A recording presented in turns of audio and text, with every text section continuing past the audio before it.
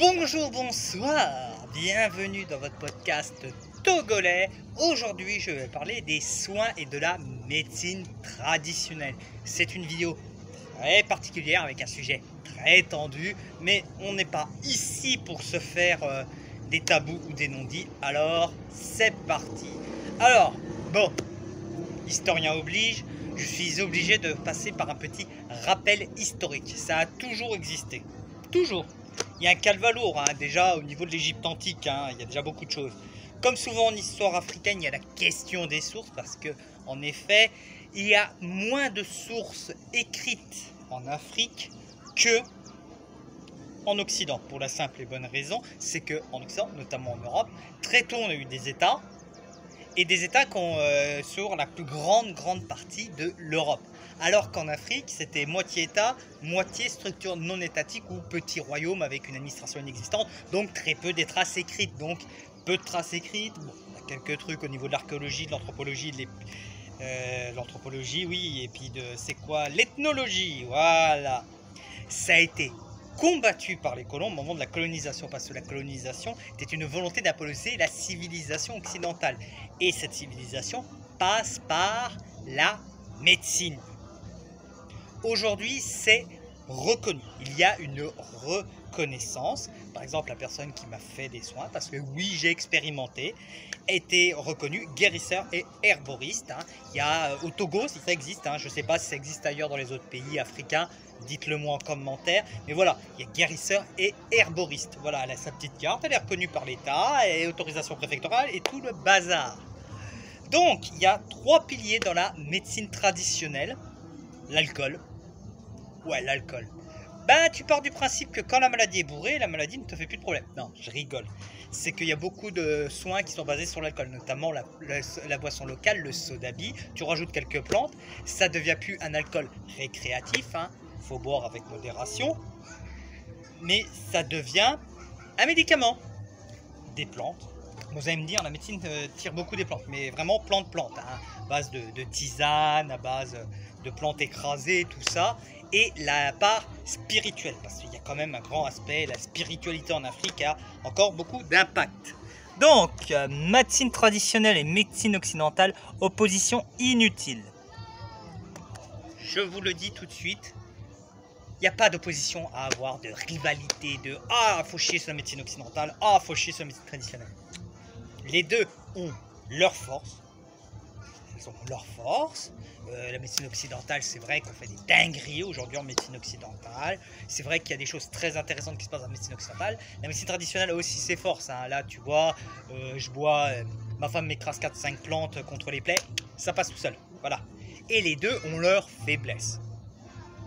C'est pour ça que l'énorme problème dans notre monde actuel, c'est pour ça que notre monde ne fonctionne pas, c'est qu'on fonctionne sous des oppositions. Bien, pas bien, on essaie d'opposer les choses. Alors qu'on pourrait voir que les deux se complètent. Moi, je me soigne très bien avec les deux médecines, médecine occidentale et médecine traditionnelle. Bon, même si je tends plus sur la médecine traditionnelle parce que bon, je suis au Togo et que j'ai une femme qui s'y connaît un petit peu. Mais voilà, les deux peuvent se compléter. Et je pense que c'est la solution. C'est l'avenir de la médecine. C'est compléter une médecine occidentale avec d'autres méthodes. Comme ça, on combine. Comme ça, on prend l'air de force, l'air de faiblesse. On espère que les faiblesses s'annulent dans les deux cas, que les forces s'unissent pour que ce soit encore plus fort. Voilà. Il faut avoir une approche ouverte et tolérante. Vous savez très bien que sur cette chaîne, nous sommes ouverts et tolérants. Alors, mon expérience. Parce que oui, il y a eu test. Déjà, il y a eu test sur ma femme. Ma femme a fait une fausse couche, malheureusement, fin 2020, avec des plaies. Avec des plaies. Bon, c'est-à-dire des plaies au niveau de l'utérus, des saignements, des douleurs, des infections et tout ça. Et ça a duré 7 mois, quoi. La fausse couche arrivée en décembre, ça a duré jusqu'à qu'elle se soigne au mois de juin. Alors, elle a pris des plantes, beaucoup de plantes, beaucoup de plantes contre les plaies. On lui a aussi fait des petites incisions au niveau de la peau pour mettre des produits et tout ça. Bilan. Elle a fait ça fin mai, début juin. Mi-août, on a appris qu'elle est enceinte de 10 semaines. Je dis pas qu'il n'y a pas eu un effet placebo, je dis... Moi, je donne les faits. Pendant 7 mois, j'ai cogné quasiment tous les jours ma femme, elle n'est pas tombée enceinte. Elle a fait ses soins, pouf, elle est tombée enceinte. Est-ce qu'il y a une dimension psychologique? Est-ce qu'il y a une dimension placebo? Je ne sais pas, Mais voilà, moi je balance les faits. Elle est tombée enceinte. Donc c'est très bien. Donc ma belle-mère aussi a eu des soucis. Alors, il y a eu des bubons sous les selles. Ah, un truc dégueulasse. Je me rappelle, ma femme me dit ah, ma mère est malade. Ah, ok, très bien. Je reçois une photo du bubon. J'étais là. Alors, ils ont fait des soins dits normaux. Ah, on l'a emmené à l'hôpital, mais le bubon était toujours là. On n'a pas arrivé à se débarrasser de cette merde-là. Donc là aussi, plante, incision pour mettre les produits. Et ben, le bubon a disparu. Après, peut-être que la médecine occidentale avait commencé le travail et la médecine traditionnelle a fini le travail. Je ne sais pas exactement ce qui s'est passé. Bon, après, là, on peut avoir un exemple de combination des deux et d'un résultat possible. Mais voilà. C'est une preuve qu'il y a quelque chose qui s'est passé. Maintenant, concernant ma petite personne, parce que bon, c'est bien beau de dire j'ai testé sur des autres, mais voilà. Là, c'est là où j'ai plus de choses à raconter parce que comme j'ai vécu l'expérience, là, je vais pouvoir un peu plus vous les détailler. Donc, j'avais des soucis de paludisme parce qu'en effet, les moustiques sont des animaux très accueillants et très chatouilleurs. Donc, eh ben, ma femme me fait de la tisane contre le palu, une fois par mois à peu près. Je n'ai plus jamais fait de paludisme depuis. La tisane, il y a de l'ananas, il y a du citron, il y a tigbe qui est une plante locale et il y a une quatrième plante dont je n'ai pas le nom. Voilà, tu mets de l'eau, tu fais bien chauffer, tu bois ça, cette petite tisane. Bon, la tisane est dégueulasse, hein. Vraiment gerber. Ah, ça. Mange une betterave, prends une betterave, laisse-la pourrir pendant 15 jours et bah, tu auras à peu près le goût. J'ai eu des plaies à la mâchoire. En effet, à cause du stress, de la fatigue, j'ai chopé des petits ulcères au niveau de la mâchoire.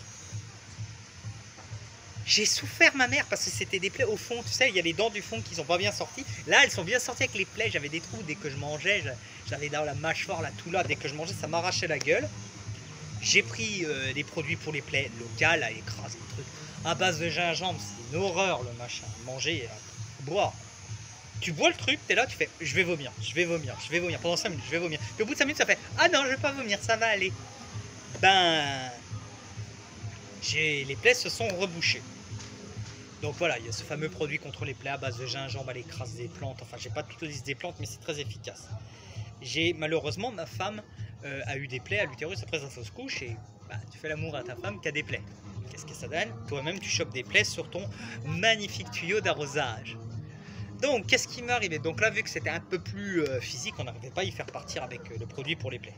On n'arrivait pas à y faire partir avec des pommades. J'ai claqué plus de 750 € de soins, ce qui est une fortune. Donc, comment ça se passe? Donc là, tu as la guérisseuse, tu as son assistant, hein, le sosie de Francky Vincent, hein, tu vois. Hein. Bon. Donc, tu commences par des ablutions avec de l'eau, de l'alcool et de soda, un alcool de palmier. On te nettoie. Les ablutions, c'était un nettoyage. On nettoie les outils, on te nettoie toi, on te passe de l'alcool à certains endroits, voilà. Après, il y a une sorte de tige avec des brindilles de foin qu'elle passe sur toi, elle secoue comme ça, avec des os qui tombent. Mais selon ce qui tombe, bah, ça fait le diagnostic. Tu vois, il y a un os qui indique une maladie spirituelle, un os qui indique des plaies, un os qui t'indique telle maladie, telle maladie, telle maladie. Ça sert à faire le diagnostic. Hein. Bah, ça doit marcher avec la force centrifuge. Faut pas chercher à comprendre. Voilà ce qui s'est passé. Donc, après avoir fait le diagnostic, après m'avoir nettoyé, diagnostic, on commence par un premier truc. On te donne une sorte de poudre noir-gris qu'on te met dans la paume de la main gauche. C'est important. Pas la main droite, c'est la main gauche. Tu prends et tu prends avec de l'alcool. Là, c'est avec du gin hein, qu'ils font ça. Du gin. Hein, ça commence à bien tarturier. Et après passe la seconde phase. Là, c'est la meilleure phase. Là, c'est la phase où tu prends le plus de plaisir. On prend une lame neuve. Hein, t'inquiète pas, on fait pas ça sale. Le mec, il arrive avec ça. Il te fait acheter ta lame. Parce que tu vas acheter l'alcool. Hein. L'alcool, c'est toi qui vas l'acheter avant. Donc, tu arrives, tu déballes la lame et il te fait des incisions. Alors, je ne sais pas si ça va se voir à la caméra. J'en ai 1, 2, 3 ici. J'en ai 1, 2, 3 ici. Je ne sais pas si on les voit bien. J'en ai une ici. J'en ai eu au niveau des jambes. J'en ai eu au niveau des pieds. Enfin, voilà. Et quand on te fait cette incision, hein, ça là, c'est ce sosie de Francky Vincent là, qui te fait l'incision. Là, t'es bien. Là, t'es heureux là.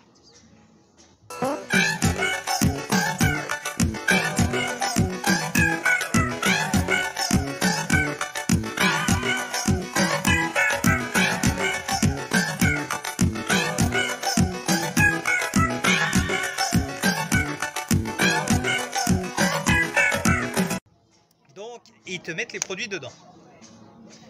À l'heure actuelle, au niveau de mon tuyau d'arrosage, je sais que c'est ce qui vous intéresse, au moment où je tourne cette vidéo, nous sommes en 2022, il n'y a plus rien. On va dire, il n'y a plus rien. Ouais, il n'y a plus de plaies comme avant, il n'y a plus d'irritation. J'arrive à me décaloter Popol sans qu'il y ait aucune douleur. Donc, j'ai passé des pommades pendant quasiment 7-8 mois, il n'y a pas eu trop de résultats. Maintenant, j'ai fait ça, c'est bon. Donc voilà. En conclusion, j'ai testé, c'est vrai que c'est intriguant, c'est vrai qu'il y a des choses qui, pour nous occidentaux, peuvent choquer. C'est vrai que ça peut choquer certains esprits, c'est vrai que certains esprits ne peuvent pas comprendre, mais il faut être ouvert. Mais c'est intéressant. Et au moins, ça permet de t'ouvrir sur d'autres mondes, d'autres cultures. Je ne suis jamais sorti auteur africain depuis que je me soigne à l'africaine. J'espère que cette vidéo vous a plu. Si elle vous a plu, vous pouvez liker, partager, faire de la pub pour la chaîne, ça ferait extrêmement plaisir. Je vous souhaite une bonne fin de journée. Ciao!